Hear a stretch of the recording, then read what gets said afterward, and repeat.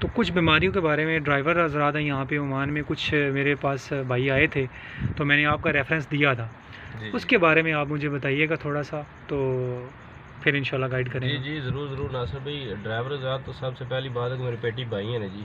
ہاں جی میرے پاس بھی تو وہی لائسنس ہے نا جو ان کے پاس ہے. جی بے تو شک. وہ ویسے بھی میں نے کچھ ٹائم پہلے نا اپنے پیج پہ پوسٹ کی تھی کہ ڈرائیور حضرات جتنے بھی ہیں مسقط میں نہیں، خاص طور پہ گلف پورے میں اور یورپ وغیرہ میں جتنے بھی ڈرائیور حضرات ہیں جو ٹریلر وغیرہ چلاتے ہیں، ٹپر چلاتے ہیں، ڈمپر چلاتے ہیں، ان کے لیے جو ہے نا یہ ایک خاص قسم کا تحفے کا میں نے ادھر پوسٹ پہ لگائی تھی، پیج پہ پوسٹ لگایا تھا سوری.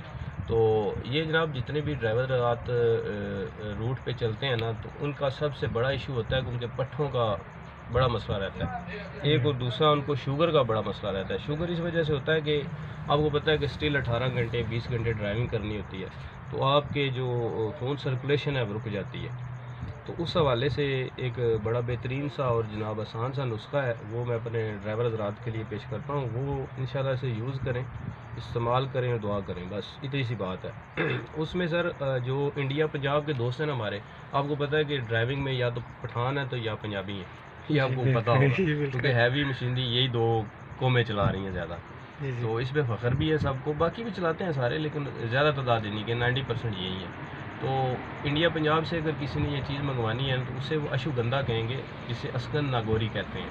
100 گرام منگوا لیں، 200 گرام منگوا لیں، ساتھ میں 50 گرام یا 100 گرام کوزا مشری منگوا لیں.